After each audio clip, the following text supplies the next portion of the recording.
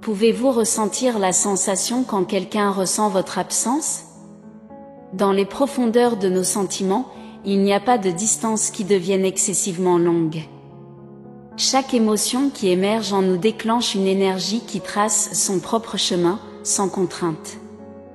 Nos émotions agissent comme des impulsions, coulant de manière incontrôlable vers l'extérieur. Que nous révélions de la joie ou de la tristesse, nous transportons ce qui est à l'extérieur. La manière dont ces émotions résonnent peut varier, mais leur destinataire n'a pas besoin d'être présent physiquement pour recevoir le message.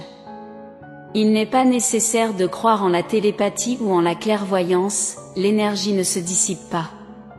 Elle trouve son ancre et découvre une résonance. Pendant les profondeurs de la nuit, quand l'esprit se repose et que le subconscient prend la direction, c'est à ce moment que la nostalgie s'éveille. Elle devient évidente, devenant perceptible. Lorsque quelqu'un ressent notre absence, ce sentiment trouve sa liberté et peut nous atteindre pendant ces heures tranquilles. Le lien entre deux personnes est une énigme complexe. Nos semblables peuvent être des intermédiaires lorsque nous occupons une place centrale dans les pensées de quelqu'un. Soudain, nous nous retrouvons avec un étranger qui nous semble étonnamment familier. Ainsi, nous construisons des ponts entre les âmes. Leur énergie est soudainement éveillée. Une vague soudaine d'énergie positive peut être le catalyseur, un cadeau de quelqu'un qui ressent notre absence. Souvent, notre joie et notre exultation ont des racines profondes dans les émotions d'une autre personne. Les pensées qui tournent inlassablement autour d'une personne sont un indice. Lorsque quelqu'un pense profondément à nous avec affection, ils prennent le contrôle de nos pensées. Ils nous captivent et dévient notre attention. De cette manière, ils parviennent à attirer notre concentration. Des duvets blancs, symboles des sphères supérieures, émergent lorsque des messages cruciaux doivent être compris. Ils révèlent des connexions cosmiques et portent un message universel. Les émotions ont un impact plus fort que nous ne le reconnaissons souvent. Lorsqu'elles sont intenses, elles peuvent créer un lien profond entre deux personnes. Cette énergie peut se métamorphoser en un canal, même entre deux personnes qui ne se croisent pas ou ne se connaissent pas. Lorsque vous êtes submergé par des sentiments de joie et d'amour, il est possible que quelqu'un pense à vous avec nostalgie.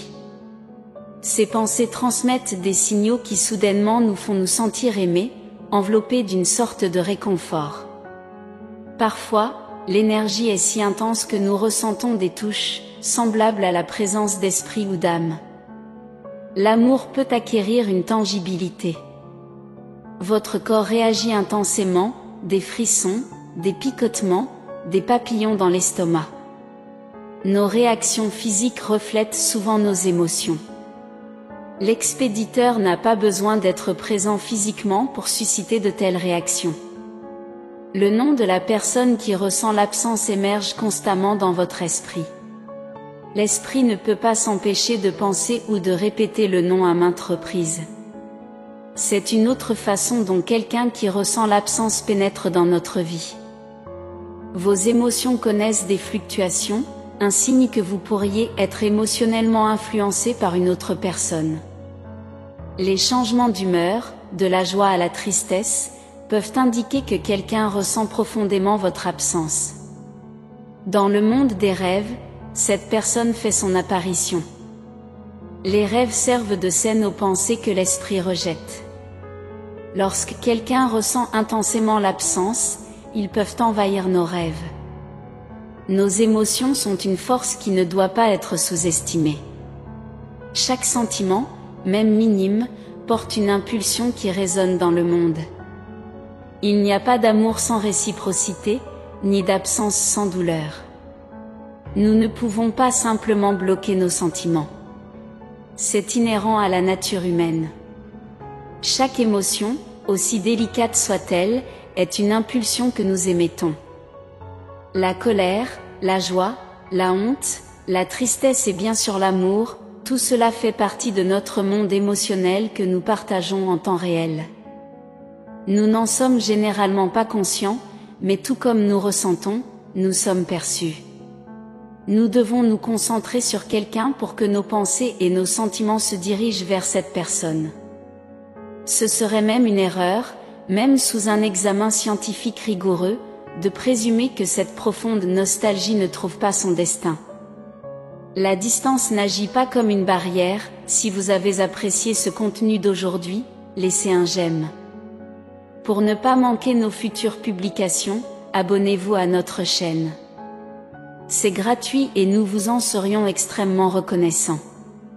Merci beaucoup et à la prochaine occasion d'espoir, de tranquillité et de réconfort. Amen.